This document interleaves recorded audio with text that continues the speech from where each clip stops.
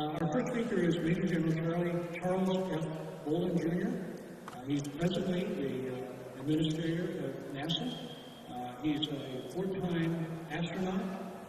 He's a Marine Major General, A6 pilot, over 100 missions in Vietnam, and a super guy who I've known for years. And he has been kind enough, which we worried about him having higher priorities or unvolunteer priorities, but he made it today. And please join me in welcoming Major General Bolden.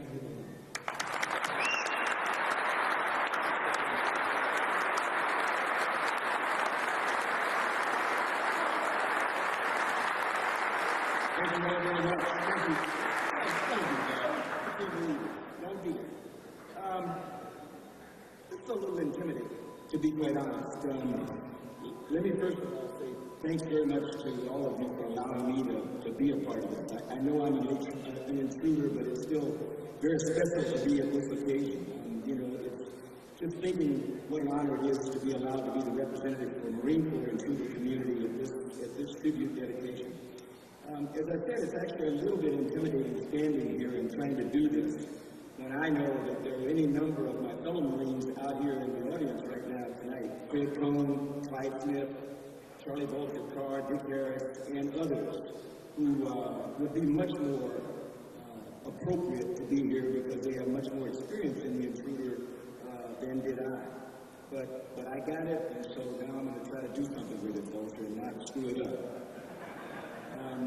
Any of us could represent the band of brothers, officers and enlisted, pilots and BNs, plane captains, ordnancemen, admin specialists, corpsmen, docs, and chaplains who lived, loved, and fought and struggled together through times when others had no idea of what we were doing to keep them free and allow them to enjoy lives of normalcy in this great country of ours.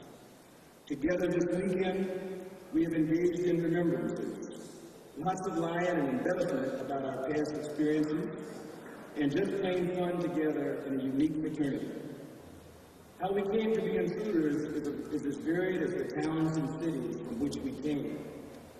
Many wanted to be fighter pilots, but accepted the call to take on our much more challenging missions, or we just didn't want to wear the big watch.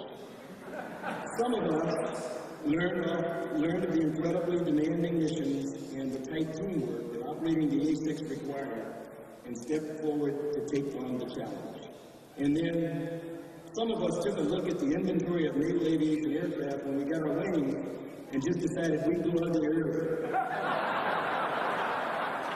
No matter what brought us into this exceptional family of warriors, we have all paid our dues, served our nation and our fellow Americans well, and come away much better for the experience and much more capable of stepping into leadership roles across the spectrum of the international landscape, whether serving as a U.S. ambassador, a Navy secretary, a CEO of a major corporation, or simply a great father, grandfather, husband, or a community leader.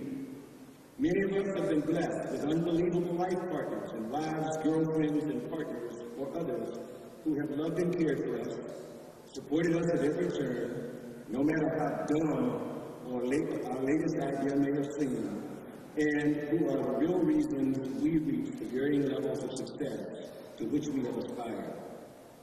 The young, and sometimes not so young, enlisted sailors and Marines with whom we served, and who frequently got us out of trouble or saved us from ourselves when we were about to do something really dumb, as the young you-know-it-all pilot or BN, out to make a name for ourselves and really show everyone how good we were integral and key members of our squadron family, and they prepared every aircraft for every flight as if it were their own, and as if we were their own kids for whose development and well-being they were personally responsible.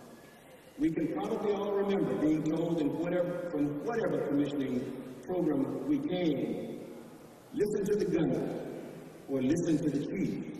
And how often did that turn out to be incredibly sage advice?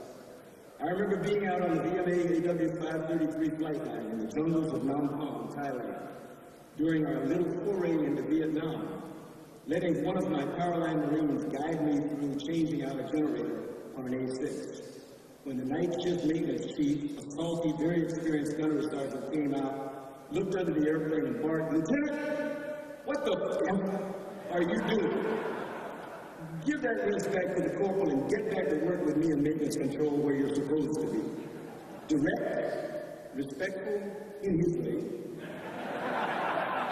but oh, such important advice. I remember reading a poem dedicated to our enlisted members, the mechanics, in Mech magazine some time ago. And I'll just share the very last paragraph of that poem with you, and it hopefully will recall to you these very important people in our lives. So when you see a mighty jet aircraft as they work their way through the air, remember the grease-stained man with the wrench in his hand. He's the man who put them there, unquote. They did their due, and they are the reasons we're all here alive today. We will not leave this gathering without reflecting on those squadron mates that we lost during our tours. Far too many that any group of people should have to accept. From 1 year alone in 533 in Nam Pam, people like Lenny Robinson, Jim Chipman and Ron Forrester, Rob Peacock and Bill Price. Each of us here has a similar list of squadron mates we hold in our memory. May we leave this gathering this weekend committed to bringing shipmates who have fallen out of touch and should be here with us back into the fold so that when we gather next, our numbers will dwarf what is here tonight. God bless all of you and your families.